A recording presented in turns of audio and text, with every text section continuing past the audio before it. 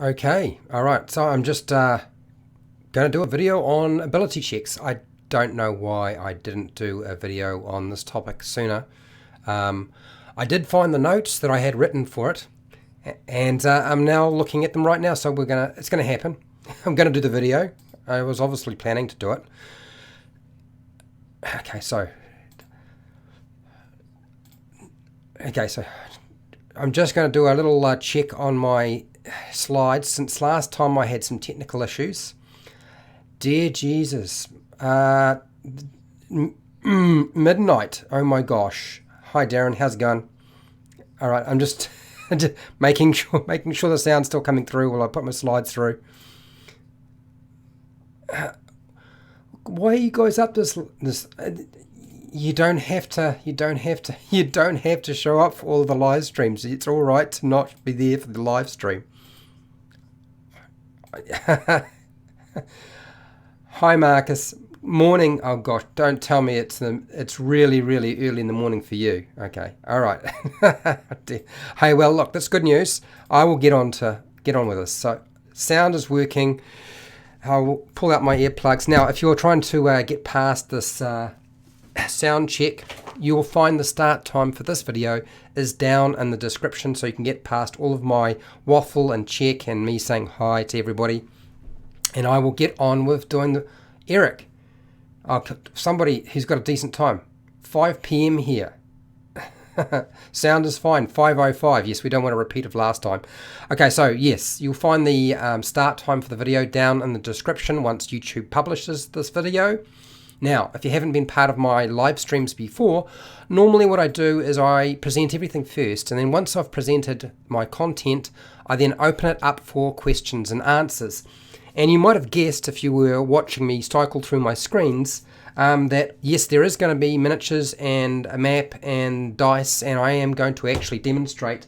I'm not just going to sort of sit here and talk about it or talk about nothing in particular. So you don't need to be concerned. There will be some content involving demonstration. All right, so let's get started. Let's get into the video. Hi, welcome to HowtoDandD. My name is Fred Wheeler, and today I want to talk about Dungeons and Dragons, and we're going to talk about Dungeons and Dragons 5e. And the topic for today is not the intimidation check, it's ability checks. We're going to talk about the ability check. It is probably the core mechanic other than the attack roll for Dungeons and Dragons. So ability checks are a very common thing to roll in the game. So now, if you turn to page 174 of the player's handbook, you'll find details on ability checks. Now, I'm not going to read through that section because it's actually quite involved and there's lots and lots of paragraphs, and I don't need to do that. Instead, I'm going to explain to you the basics behind the ability check, and then I'm going to demonstrate it to you. Okay, so ability checks, they can be made really when requested from the Dungeon Master. You don't have to roll an ability check unless your Dungeon Master requests you roll those dice. And this is only when your character does something, and it can be all sorts of different things. It doesn't matter necessarily, there's no set rule for this. It can be applied in a very abstract manner. There are 6 different abilities that you can use. There is strength, which is obviously based off lifting things and strength. Dexterity, which is sort of how nimble and quick you are. Constitution, which is sort of how well you are at fighting things off, or just your general fitness level. And then things like intelligence, this is sort of like how good you are at remembering stuff and how much knowledge you've accumulated. Wisdom is sort of your ability to notice things in the world. They might be through your senses, or being able to sort of make some sort of I wouldn't say I don't want to use the word insight, but it's kind of like that. And then charisma is your ability to sort of swoon with people, so your ability to manipulate people through a social interaction of some kind. So ability checks are usually only ever requested from the Dungeon Master, and this is only if there isn't a skill that will fit whatever the character is trying to do through some sort of action or task. So skill checks are really just another form of ability check. The only difference is quite often they have proficiency bonuses added to them. So what you do is you roll a 20-sided dice, or a D20, and you're going to add your ability modifier to the dice roll, and the result of that, once you add them together, that result is your ability check. And this basically determines whether you are going to be successful or whether you're going to fail at a task. And there's usually like a set of numbers that a Dungeon Master will work with.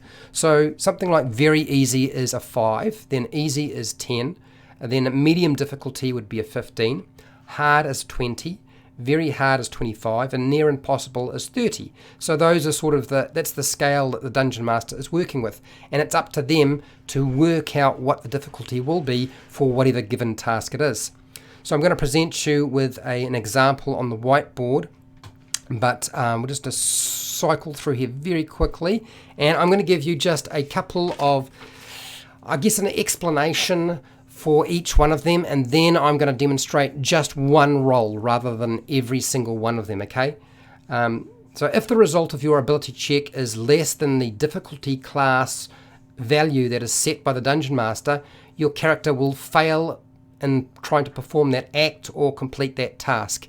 So you need to get equal to or greater than, usually in the case of an ability check, you usually have to get equal to or greater than to be successful. If you get less than, you fail.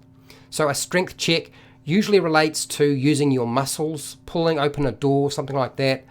Dexterity checks usually relate to how quick your character is likely to move. So catching a thrown object, if somebody throws something to you, your ability to catch that out of the air, that would be dexterity.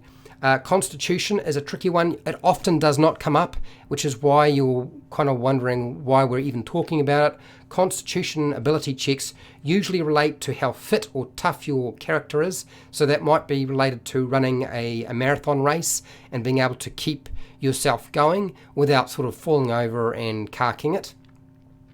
Something like an intelligence ability check it relates to how well your character memorizes information, your ability to solve problems, but more it's related to memorize stuff, but it can be related to solving problems as well. There's a little bit of interplay between intelligence and wisdom. This might be related to, in terms of intelligence, it could be that you are trying to complete a puzzle or remember some sort of historical event in the past in your fantasy world. Something like wisdom ability checks relates to how well your character detects danger or understands when someone is being deceptive. A charisma ability check relates to how well your character interacts with other characters or NPCs or non-player characters, or even a monster. This could be threatening a guard, so your ability to threaten a guard so they'll let you pass, or convincing a monster to help you, or tricking a guard into letting you pass. So ability checks really only ever get used when the Dungeon Master requests them and there's a chance of failure. If there's no chance of failure, then really there is no point in having any kind of skill check or ability check. So some tasks are so easy. Some tasks are so easy that no check is required because there's simply no chance of failure, and you could just sit there and roll the dice endlessly, which would be pointless and also metagaming, but yes, also completely pointless. So for this example, what I've done is I've decided to select the fighter at level 1 from the Dungeons & Dragons 5e starter set. This is the fighter level 1, the folk hero, and I'm going to use the character sheet or pre-generated character sheet from that particular box set. You'll find a link to that down in the description if you need to go and see the numbers. Now this particular character has a strength of 14, which means their modifier is a +2. And our adventurers are exploring the Rat Fang sewers, and they're making their way around here. And you might find yourself in a situation where, as you're exploring, you find a fallen grate. It's made out of metal. It looks like it's quite heavy, and so you say, you know, I'm going to step up as the fighter, and I will try to move it. Now, when you decide to take that action, the Dungeon Master will then say, look, I think you will actually have to roll a dice to see if you are successful in doing this. So what we're going to do is we're going to get you to roll a 20-sided dice, and you're going to add your strength modifier. The modifier for this particular character is a +2. So I roll my dice, I add that number to that, and we're going to get a number from that right now. Now I've set the difficulty at 20, by the way, for those of you who are wondering what the difficulty was. 20. So it's quite heavy. It's very, very heavy. So 17. So 2 plus 17 equals 19. So 19, as you can see, is less than 20, which is the DC that I set for lifting this grate up. So you fail. Here's the thing though. You might decide, look, I might have a bit of difficulty trying to lift this on my own. What if I get some help from somebody else? And if the Dungeon Master is willing to allow you to do it, they can say, okay, you can roll with advantage. You might have already rolled that dice, but if you ask the cleric to help you, they're quite strong. They're going to come over here, and I'm going to allow you to roll with advantage. You've already rolled the first dice, so you can now roll the second dice. In some cases, if you do all of this and say, look, I want to get somebody to give me a hand to help me move this, you just roll 2 dice at the same time rather than rolling 1 additional dice. So I'm rolling an additional dice, but it didn't get me a better result. Okay, it might get you a better result having advantage, but sometimes it does not. Here's the thing that tends to come up. Usually when a player rolls the dice and they fail, they know they failed because 1, they didn't succeed in performing the task. They know the numerical value, which is 19, and therefore they'll say to their Dungeon Master, can I roll the dice again?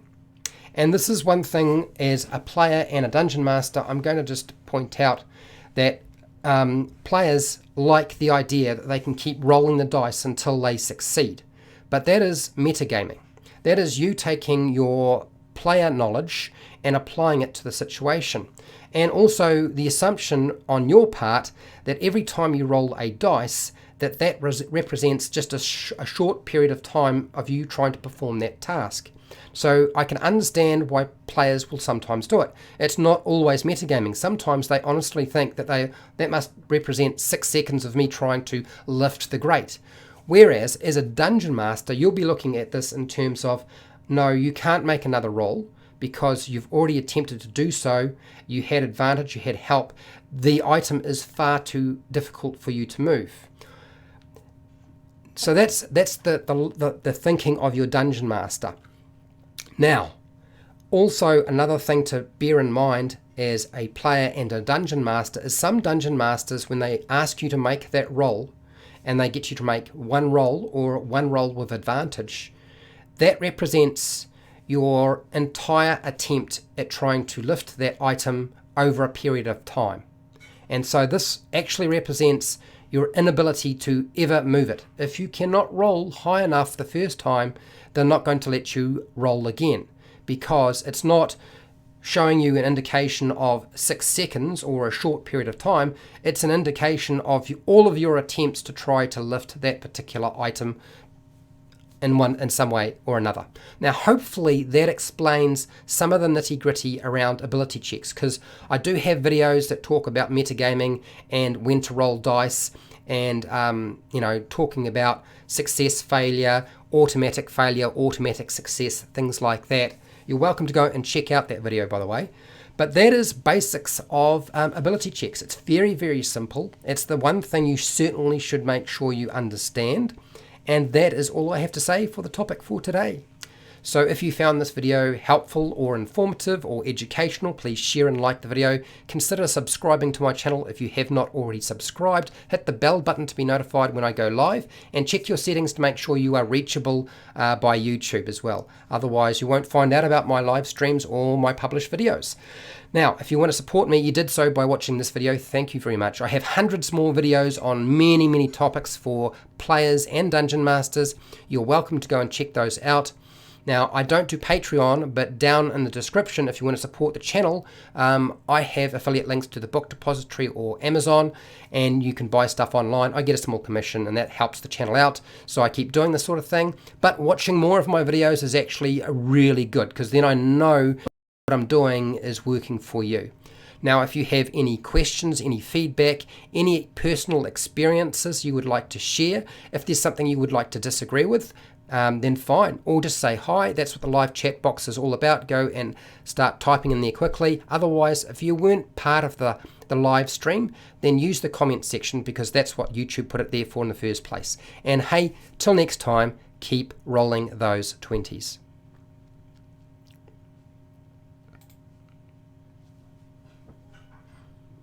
I'm not gone,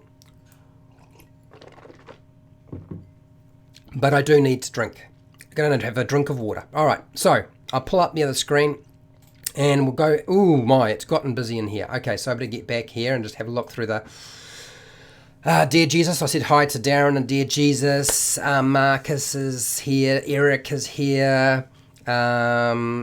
Marcus, retracted message. I'm not sure what that's about. Hopefully you'll type in whatever your question was and let me know what it is that you want to ask. I do answer questions unrelated to the topic that I'm doing on any given day. So if there's a topic you want me to talk about, it's all right. Hi Aaron, how's it going?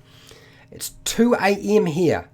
Don't often get to see the live stream lately, so I'm kind of glad my relief isn't here. Aaron, you're I'm glad to hear from you, but you're mad. You're mad. Dear. Okay, Dear Jesus. Aaron is in the last. Okay. All right. I'm just going to skip past all of this. Map pack. Oh, okay. All right. Dear Jesus. Map reminds me of Shattered Keep. Yeah, the map pack. I don't have access to those anymore, but I have been. I was just looking at the Dungeons and Dragons 5e tactical maps reincarnated pack. I actually bought a second pack, and I hope to have that ready to go sometime soon. I don't know when. I still have to say that as a map pack, 20 maps color, even on the thin poster paper, it's still a pretty good deal. Darren, the new one DJ. Yeah. This what you're looking at is actually a vinyl mat. This is not a paper mat. This is I don't think you can get it anymore. It's a very old one. Dear Jesus, might be Pathfinder. Oh, I'm not too sure. I was looking at the Pathfinder maps recently, some of the new ones, and I was like, price good, because you can use any kind of pen, but I would prefer to just have the blank one and not worry about having one that's already printed out like that. Considering the price, that's just me. A lot of their pre-printed maps, you can write on with a permanent marker, a wet erase, or a dry erase, but they're not really locations that you can reuse. So it's feels a little bit pointless sometimes. Not to say that Pathfinder doesn't make really good writable maps, because they make a fantastic basic writable mat. It's marvelous. I love it. Darren, sometimes I find myself mixing up rules from previous versions. Oh, don't I know it. I have to contend with that constantly on this channel, by the way, Darren. I have somebody currently arguing the point on cover. So I've got to do a cover rules video.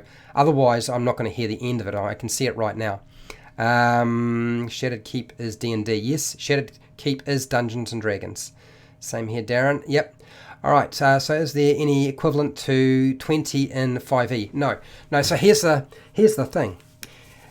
They don't need to have a taking 20 mechanic in Dungeons and Dragons 5e.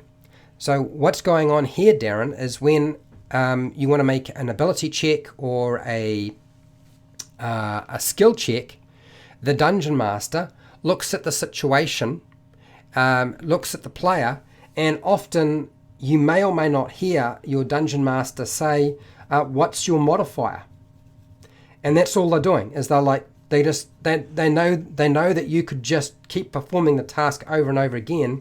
And so what they do is they'll just say, okay, what's your modifier? Okay, you pass. Yep, you can do it. It's no problem. It's done. Okay? What are you saying? Lost Fred again? You serious? You lost sound again? How did we keep losing sound? No, there should be sound here. You're playing with me. Are you guys pulling my leg? Got the sound back again. Oh my gosh. Okay. I don't know what's going on there. It's a little bit strange. Okay, so that's what's going on. So instead of having a specific mechanic called taking 20, like previous versions of the game, they don't need to worry about that. The Dungeon Master just decides if it's necessary to actually even make a dice roll. And what they're doing is applying the concept of taking 20, where you just don't worry about making a dice roll. If your player has a modifier which is very, very low, like in a minus, then the Dungeon Master might say, well, no, you probably can't pass that if you've got a -1 in that. Particularly if the DC is set very high in the 20s, 20, 25, 30, something like that. Now, another time that people will not necessarily use the concept of applying 20 to a modifier so you don't have to make a dice roll is some Dungeon Masters will use the passive check. Now, passive check is just a little bit like the old taking 10 mechanic, but what they're doing is applying 10 to whatever your modifier is. So the only problem with using that is it almost guarantees you're better off to roll the dice than to use the 10 plus your modifier. And players know this. It's one of the uses of the passive check that I dislike. So I don't feel like if you have an unlimited amount of time and you've got no pressure, I don't really feel like a passive check is an appropriate use. I feel like the passive check is much more useful for a Dungeon Master to speed up the game and to stop their players metagaming, particularly with regard to insight, passive insight checks, passive perception or perception checks in particular. So yeah, just a little bit of, I guess it's personal preference in terms of how you want to do that in terms of a Dungeon Master. And of course, it will depend on how your players will react to that as well. Dear Jesus, funny how the clerics can have a higher perception than the rogue. It's actually not unusual, though. You think about it. The only reason that your cleric has a higher perception and passive perception than a rogue is if the rogue has not taken something like perception as a proficient skill or a trained skill, which they should have really done. And if they haven't, I don't know what they were thinking. But of course, there are rogues that won't have a particularly high perception. You can also build into, look, when we were playing older versions of the game and you made a rogue, you made sure that you had a decent wisdom score. Your wisdom score had to be good because you were in the front line and you were likely to fall on the sword or fall on the trap before everybody else because you were the one checking for traps. So you made sure you had a high wisdom. Nowadays, people get a bit lazy with regard to the rogue and they don't actually make sure their rogue has a decent modifier or high wisdom score. Now, I'm not suggesting they need to have a 16. And of course, at level 1, somebody like the cleric's going to have a 16 more than likely. So they've got the advantage there. But as it goes back to, you should be making sure your rogue is proficient and is trained in perception so that your passive perception and your perception checks are going to be pretty good. Hi, Scott. How's it going? Scott Maclay. Scott Maclay. Maclay? You're going to have to tell me if I got your surname wrong. I think DCs for ability checks at low levels could be used more in modules. See, all the DCs I see are really difficult. No, I would say, look, most of the published adventures for Dungeons & Dragons 5e that are made by Wizards of the Coast have very low DCs and take into consideration the level of the character. But if you look at some of the stuff produced by third parties, then the DCs work very, very differently.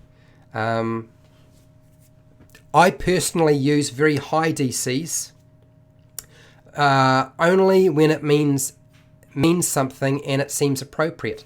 So for something like finding a trap, I will often set a very high DC. The DC will probably be something like 20 or more.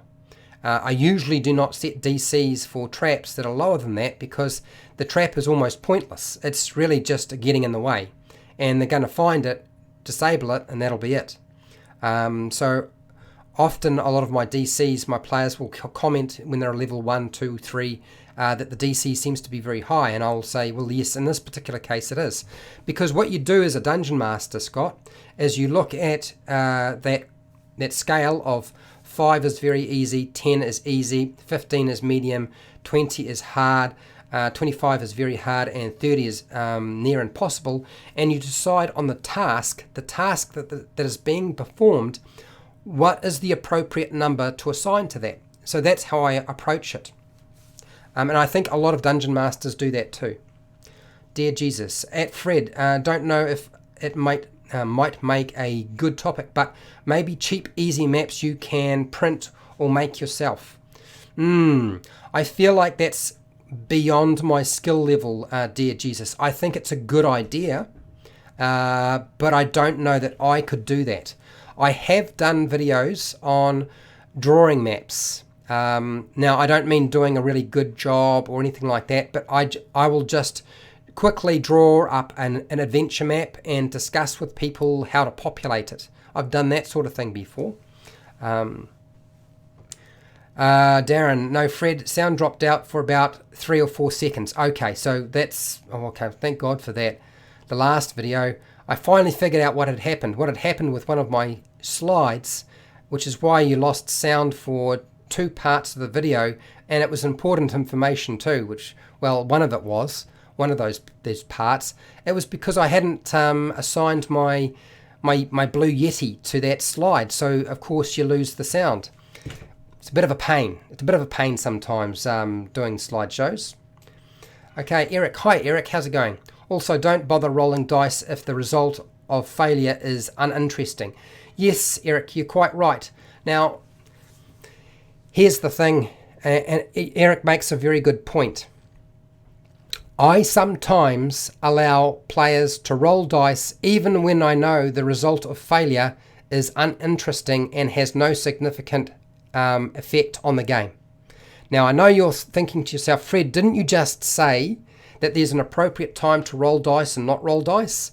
But my rationale for allowing the player to roll the dice, even when there is no chance of failure and when there is nothing interesting that will take place, and I'm hoping that Eric will understand this, is sometimes I have players at my table who just love to roll the dice. And for me to say, no, you don't have to roll the dice, I will just watch their face just disintegrate. All they want to do is pick up the dice and roll it. And I will allow them to do it just to let them get that out of their system. So it is really just playing to the body language and how I understand that particular player to operate. It has no mechanical benefit. It is not something that you have to do or should do. I just do it because there are some players that sit at my table who just love rolling the dice. And I've had players on many occasions who will insist on rolling an intelligence check to make a decision for their character, and I will look at them and say, look, your character has an intelligence score of 10. You have average intelligence. The thing you're trying to work out and decide does not require you to roll a dice. And they'll look at me and say, but I want to roll a dice to decide if I understand that it's a bad idea or a good idea. And I just let them go with that. Sometimes I will just let them do it because, you know, if they want to decide the dice will determine everything that their player's character does, or their character does, what's me to stop them doing that? It's fine. Some very, very ridiculous and amusing things have taken place when players have done that sort of thing. So I don't get in the way of that.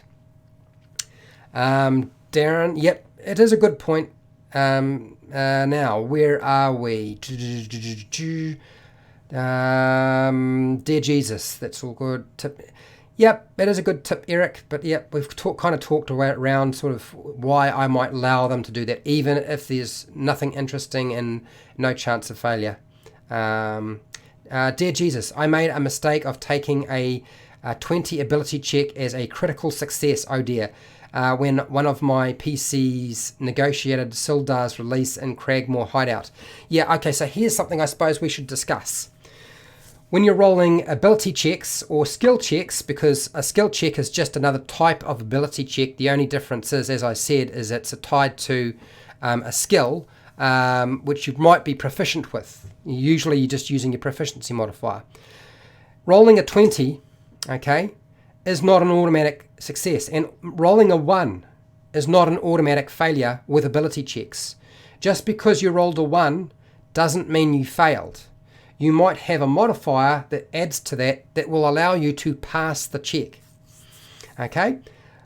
So rolling a 20 is not an automatic success. And the rationale and reason for that is the concept behind automatic success or critical success. It's not critical success. The wording is critical hit. And a lot of people get that confused.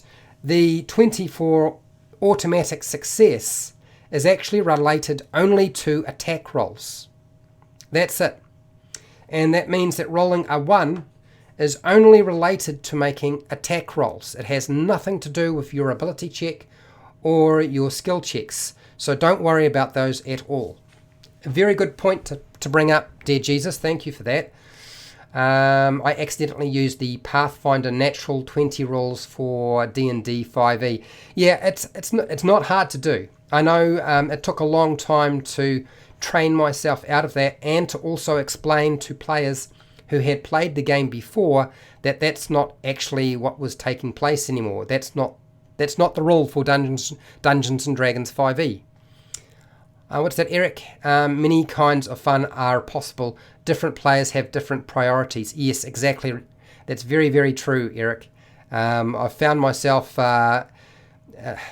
discovering that a lot of people who play Dungeons and Dragons are also very much gamblers. They like to gamble, so they play cards. And they like to play for money sometimes as well.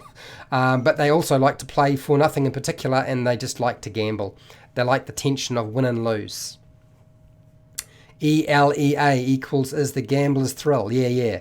The fun of taking a big risk. The tension comes with it. The win or lose. Exactly. Yep, you got it right. Kinesis equals is tactical fun. Fiddling with maps, handouts, dice. Yeah, I think, to a large extent, if the players were allowed to actually swing swords around, they would. Thank God that they're not allowed to, and they only get dice. Otherwise, there'd be a lot of very, very injured people. Hello, David. How's it going? I like to use a burst rolling system. Rolling a natural shows you rolling... Rolling a natural allows you to roll again and add the results ad nauseum, so a natural 20 isn't a success on high DC tasks. Okay, I see. All right. Although if you've got a DC or difficulty class for an ability check that is higher than 30, I feel like you're getting a little bit out of hand. I feel like you're walking into the trap of some of the older versions of Dungeons and Dragons. But who's to say that you're wrong, David? Your system, you're the dungeon master. If the burst rolling system works for you, then keep doing it. And if your players like it and enjoy it, why not? What's that, Darren? Are you a teacher, Eric? Okay. Yes. I think you might be right there, Darren. I suspect that Eric may in fact be a teacher because, yes, it does sound very much like he's talking the language, eh? I could be wrong. Dear Jesus, I was thinking the same thing. Dear. Yes, when he started mentioning that, I was thinking the same thing myself, actually, Eric. The players might not know ahead of time that the roll has an uninteresting failure.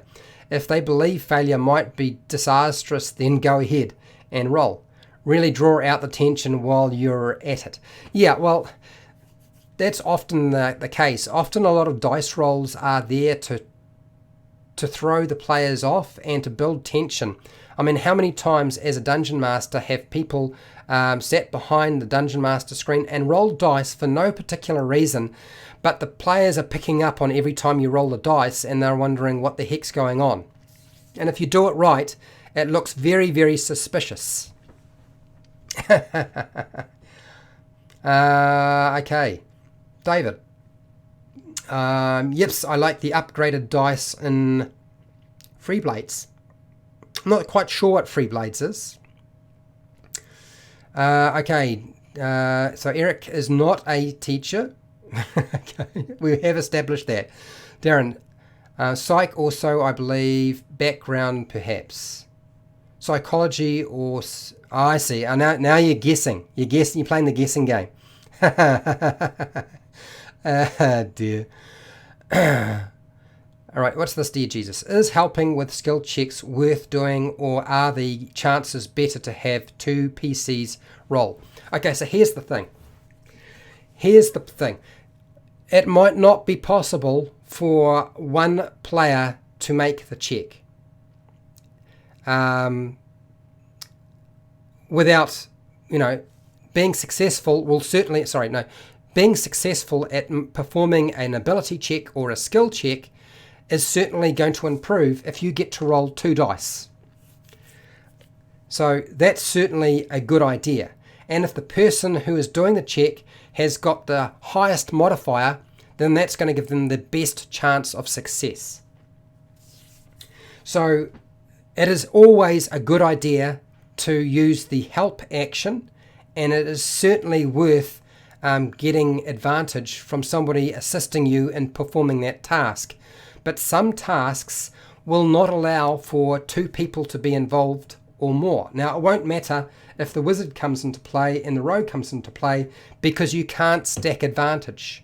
You're only going to get it once. So applying 2 characters is all you really need to do to get your advantage. What about 2 people doing the same task but doing it separately? Well, first off, it really hasn't changed the concept of advantage. It really hasn't changed things at all. And whether you think mathematically it's better is actually beside the point, because there are some tasks that you couldn't perform with 2 people because the space is too small. If you're trying to get into a small location, you may not be able to use the help action. Somebody might not be able to help you because only you can perform it. Quite often that might be the case if you have a narrow corridor. So an example might be, what's an example that I can use? I'm going to move this out of the way. So you've got somebody moving down this very, very narrow corridor. So the rogue's moving down this narrow corridor, and you want to get advantage. And the dungeon master's only allowing 1 person to make that perception check. But why can't I have 2? Well, it's because you can't put two astride. Standing in the green stuff will result in them burning off their legs. Oh, sorry, you can't even see that little location now, can you? Where else can I put it? Oh, here we go. I don't really have a location I can sort of demonstrate on here, unfortunately. But the idea is that some places are just so tight that only 1 person can perform the task, so you can't use the help action. And not only that, you can't just not only use the help action, it might not be appropriate. Picking a lock, for example, only 1 person can pick the lock at a time. And so a lot of the time you'll find that a dungeon master will say, no, your dexterity check to try to pick the lock can only be performed by you, because only you can get at the lock. You can't get 2 people at it, even if you're both proficient with thieves' tools to perform the task. So I guess that's the concept behind that. I always encourage my players to try and help each other out with ability and skill checks wherever possible.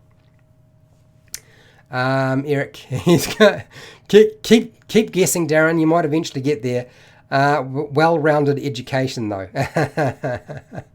Ah, dear. I love it. Eric's having a good old laugh. Dear Jesus, thanks, Fred. That makes more sense now. Okay, good.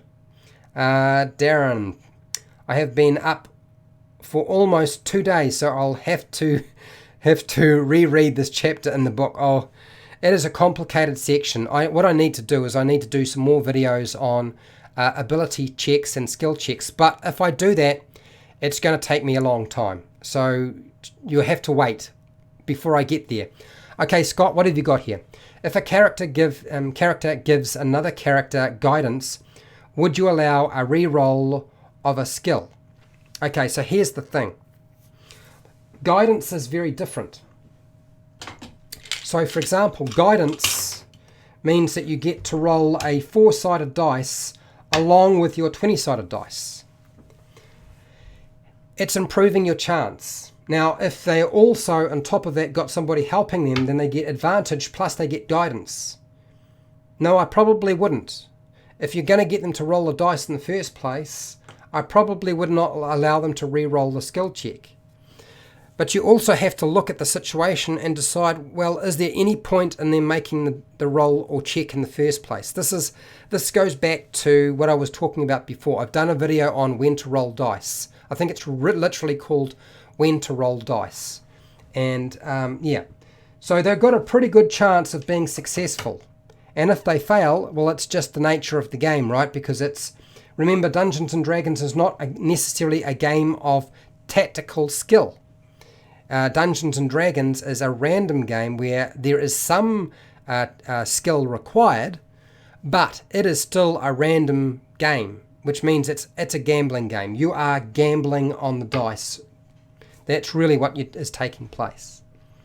Dear Jesus, last question. If the party is pushing a door open and their combined strength is below the DC of the door, is there only one dice roll or a dice roll for each person? Okay, so here's the thing, and it's a good question, dear Jesus, so hang around for this. So because this actually goes right back to the very beginning of Dungeons and Dragons. So let's imagine that we have this grate here, and there's only space for 2 individuals to push on the door. Do we apply 2 separate rolls and let them do it that way, which you could, or allow them to have advantage, and whoever has the highest modifier gets to add both those dice to those, or one of those dice, whichever is the highest dice roll, to their modifier. What you're talking about, dear Jesus, is what they used to do back in the day in Dungeons and Dragons, where rolling a dice to make a strength check or certain types of checks that could involve more than one character didn't get performed. And the rationale behind that is very, very simple. And that is, instead of rolling a dice, they would add the strength score, not the modifier, but the strength score for each of those characters together. And that would determine how successful they were. So what I'm going to do is I'm just going to line this up, and I'm going to give you a quick demonstration of what I mean. So if we look at something like our fighter here, who had a strength of 14, there's the fighter's got a strength of 14. Let's say, I don't know if I remember what the strength modifier is for our rogue, but say our rogue had a strength modifier of, say, 10. And if the space allowed for them to all be involved in the group in some way, in the group check, particularly if it involved strength, say the cleric got involved as well and was able to also push and apply there, they would add that as well. So let's say the strength for our cleric is a 14. I'm just pulling these numbers out of my head.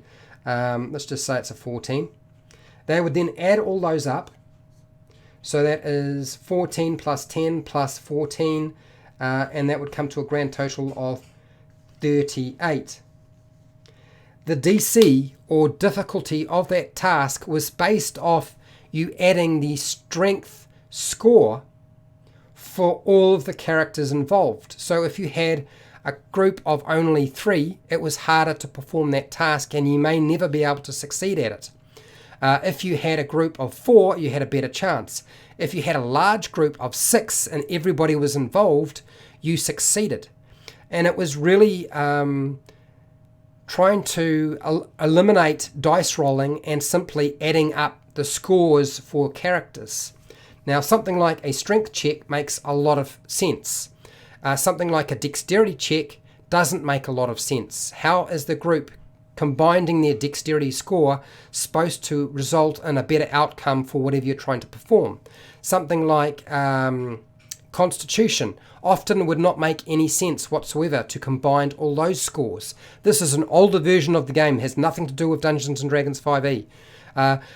Combining intelligence or wisdom or charisma would not have any bearing on the outcome. But something like a strength check of some kind would often involve adding up all of the scores of all of the characters who were involved in that performing that task. And you can still use that type of mechanic in your game now if you really wanted to. It makes an awful lot of sense, and it eliminates a lot of unnecessary dice rolling, particularly if the party are all contributing in some way. Yes, Eric, you've got it. Advanced Dungeons & Dragons, that's the one. We're going right back almost to the very beginning. In fact, I do believe that there were some checks in the basic game that also used the same concept of multiple cooperation to open doors and do other things. Okay, so I think I've covered that, combining strength. Darren, in the lock-picking example, if the thief fails to pick the lock, can he come back and try again? So as I said, Darren, before, the problem is if you are able to try again, what was the chance of failure? Was there any point in making the check in the first place? Like a few days after maybe, yes, now that's a good point. If they have already made a check and they failed, I wouldn't allow them to make another check. They make one check and that's it. Or you decide that you're going to use the concept of just adding 20 to whatever their dice roll is, and there's no chance of failure, so they're going to succeed and it's done. But it does change things when you start talking about a character who levels up, because now a character who has leveled up should be more skilled than they were before. But when you level up, did your proficiency bonus actually increase? Did you increase your dexterity modifier? So did your chance of succeeding actually change in some way? If your dexterity score went up but your dexterity modifier didn't go up, and you found that you got another level but you did not in fact get another bonus to proficiency, then it doesn't make an awful lot of sense to do so. But as the Dungeon Master, you can do whatever you like with the game. We're off the rails. We're off the rules for Dungeons & Dragons 5e, Player's Handbook, Dungeon Master's Guide. We're now talking about how we run the game as a Dungeon Master. That's really what we're talking about now. Darren, right, that's right. Adding the scores, that's where it was going wrong with the lifting example.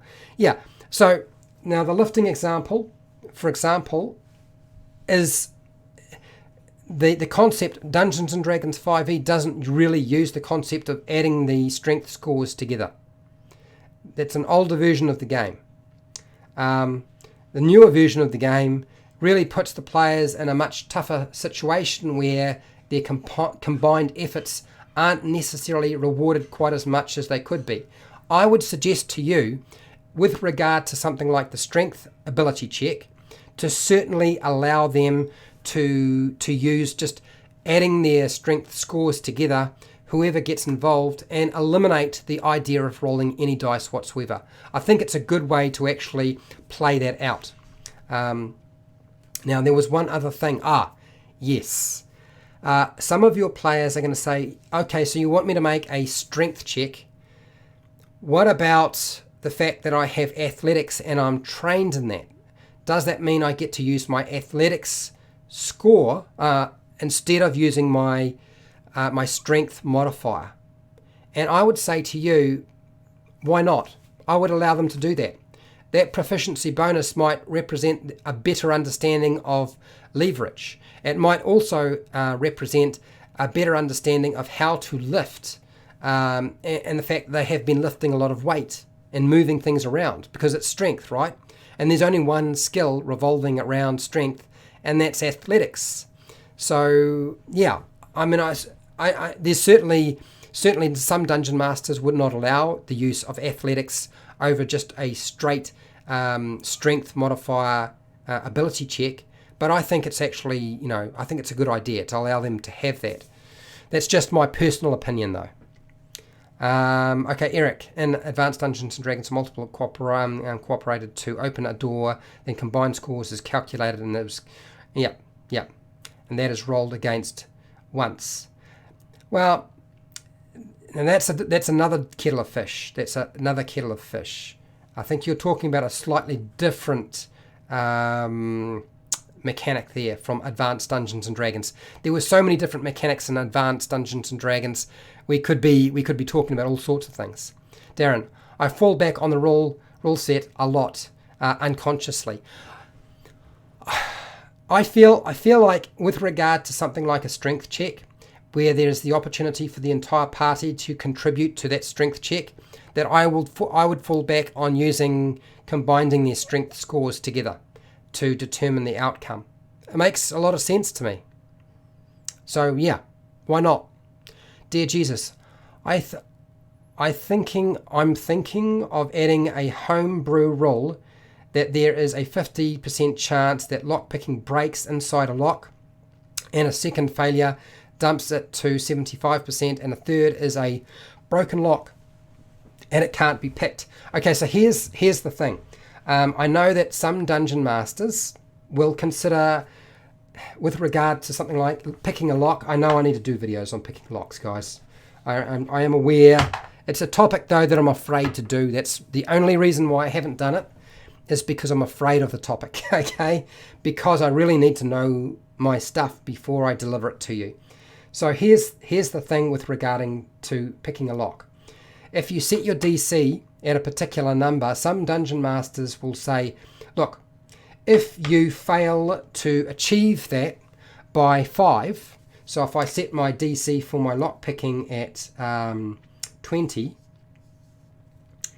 and that's what I've got to get, and I'm using my lockpicking tools, so I get to add that, and then I roll my 20-sided dice. So I'm looking at maybe, say, a modifier of, I need a character who has that. I just don't have one now. So let's say our ability to actually pick tools, because we're trained with in thieves tools, and we're going to pick that lock. They'll roll that dice, and okay, so we succeed. But if I failed that check by 5, so whatever I got resulted in me getting a number that was 5 or less to the target, then they would have the lock break or the lock picks break. Now you can do that as a dungeon master. I know some dungeon masters won't fall back on you have to get 5 or less to break the lock picks or the lock itself, so you can't try to reattempt it. You have to roll a natural 1. And that's them applying the concept of like a critical failure in some way. And that might be if you roll a 1. This is not in Dungeons & Dragons 5e. I'll make it clear right now. This is just me talking about what other dungeon masters I have come across have done. That when they roll the 1, they will say, okay, the lock picks, they break. So you'll have to go and buy some more lock picks if you want to try and attempt this again. And they may say, look, it's beyond your skill. So getting another lock pick won't work. And of course now you can't pick locks because you've got broken tools. Or they'll say, no, the lock is now so badly damaged that you can't attempt it again. So when you have to describe and explain to your players, look, you tried to pick the lock but you weren't able to, you need to explain it in the terms of, based on whatever they got and they failed. The lock is so heavy that your tools will not be able to unlock it. That's why you weren't successful. The lock is so badly damaged that you can't get it open. You are finding that whatever's going on has resulted in your tools bending. So you would need to have the key to actually unlock it. It's the wrong type of key. You need to have a skeleton key to actually unlock this because the mechanism is so tight. Or maybe they are unable to open it because, and you explain it as, look, you failed because the lock is rusted shut. You can't get it open.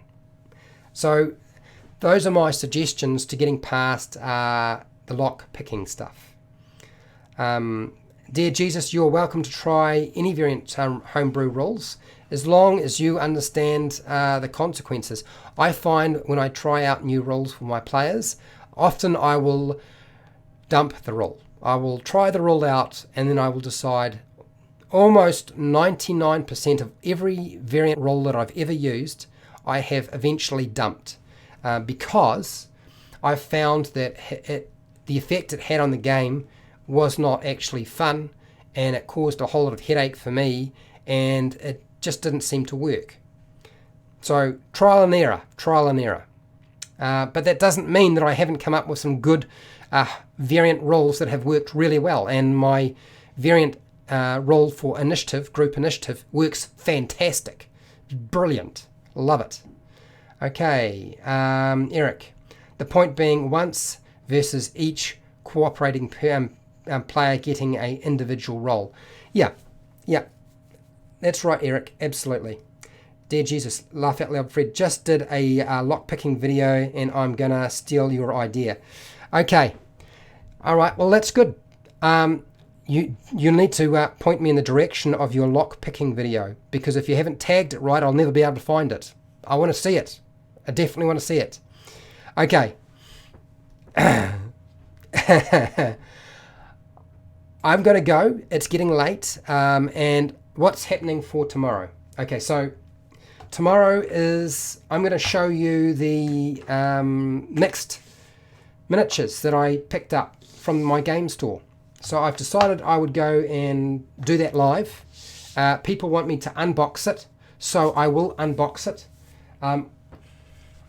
I also did something I said I would not do, but they were really cheap. And I bought these. Okay, these are the Dungeons & Dragons monster cards for challenge rating 6 to 16. And if you guys want me to discuss them in some way and give my opinion, I will. Because I looked at them and I thought, well, I'm getting them at half price. If I'm getting it at half price, I don't mind buying them. And I had plenty of money in my pocket at the time. I could not get the challenge rating 1 to 5 because the store owner told me that the day they came in, the supplies all sold out in the same day. They disappeared out of the shop that quickly. And I was like, you serious? And he said, yes, I'm serious. Okay. So just let me know if you guys want me to do the cards. Do the cards, Fred. Well, if I get 3 people saying do the cards, then I'll do the cards. But if I only get 1 person saying do the cards, because I have to sit down with the monster manual and go through the monster manual to see if it's going to work out. Because got to do some research, right? Can't just open the box and just show you a few pictures. Our dear Jesus has got a thumbs up. Thanks, Fred. Great job again. Thank you very much. But if you want me to do a review on the monster cards for challenge rating 6 to 16, I will do that, provided that I get enough people saying yay to it. Okay, do the cards. Eric's gone and said it as well. All right, okay, I'll do the cards. It looks like I got a thumbs up. Do the card. Okay, all right, it's done. It's done. I'll do the cards. I don't know when. I'm going to pick a day when the light is good and it's during the day and it's not at night and you guys aren't half asleep. Okay? All right. That's it. So have a good day, have a good night, have a good morning, good afternoon. Most of you are probably still trying to... Yeah, it's probably very, very late for most of you. Look after yourself, look after your family, and I will see you tomorrow to unbox Dungeons & Dragons miniatures. Thank you, everybody who came.